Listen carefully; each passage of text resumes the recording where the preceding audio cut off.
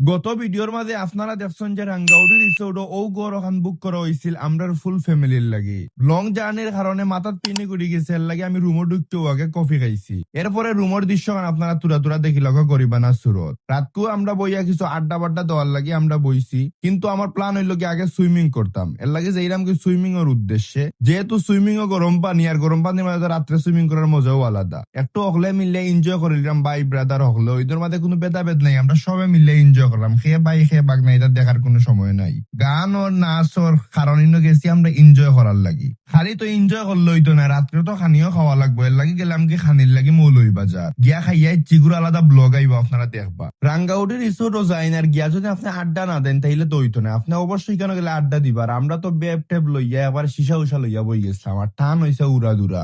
ই গাছটার এমন ভাবে ডেকোরেশন করা হয়েছে লাগে প্রাচীন কোন মিশরি গাছ। আর ই লেকটা দেখতে অত সুন্দর লাগে, আর অত সুন্দর করে লাইটিং করা হয়েছে লাগে বিমানবন্দরের রানওয়ে লাগান। এখন রাত বাজে প্রায় 4টা, আর আমরা ফুল ফ্যামিলি খালি আডারুটি করলাম। এখান থেকে বুঝি সূর্য উঠে খুব সুন্দর, আর সূর্য উঠার দৃশ্যটা আমরা দেখতাম করি, আমরা এক্সাইটেড। আপনারাও যদি দেখতে চান তাইলে আমার পেজও ফলো দিয়ে আমার লগে থাকুক।